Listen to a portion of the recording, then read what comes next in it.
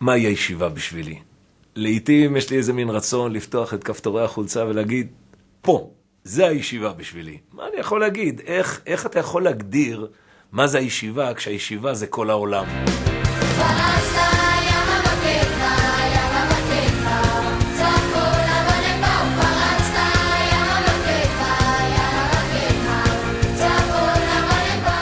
We saw old films from the early settlers of Sha'alvim fighting right along the line of Sha'alvim.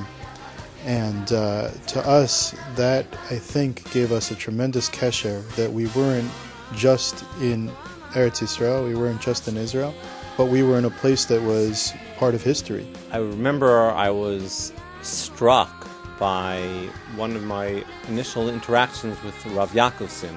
We were discussing on Purim the importance of learning Torah and the importance of Eretz-Israel, and I remember the expression on his face. His eyes were burning and he kept banging on the table saying, Ein Torah ketorat Eretz Yisrael.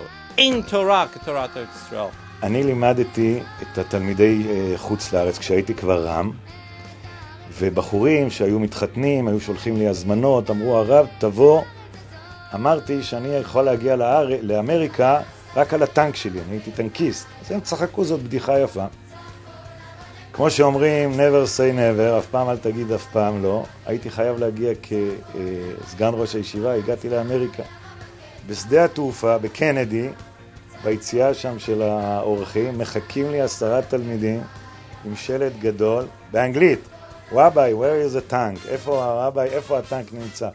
You know, I remember when we went one night to Har Hadar, and it was midnight, and there was nobody around, but a bunch of us went with our waxman, and our waxman was playing the guitar, and we're sitting there overlooking the hills of Yerushalayim.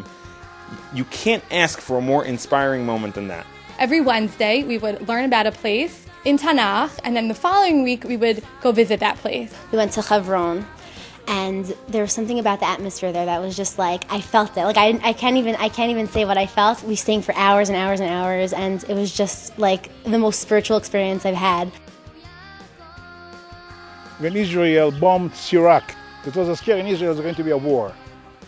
The only solution to keep the American guys in Israel and in the yeshiva was to teach them how to use guns.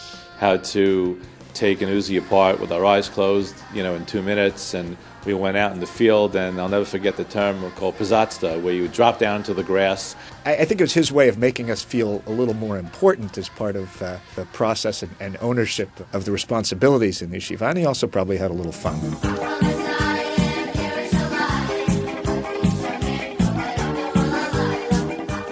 During Shana Aleph, when on Yom Ha'atzmaut, during that year, we walked to the kotel from the yeshiva to the kotel.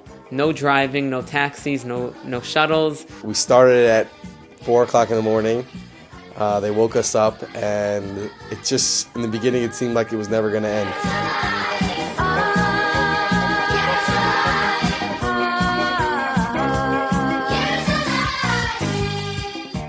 Entering Sha'ar Yafo, entering the old city, there's this electric, dynamic burst of energy. We fly through Sha'ar Yafo, and all of a sudden, guys who just couldn't walk, all of a sudden are flying, dancing through the old city with all of their energy. We come to the steps of the kotel, and now seeing the kotel in front of us.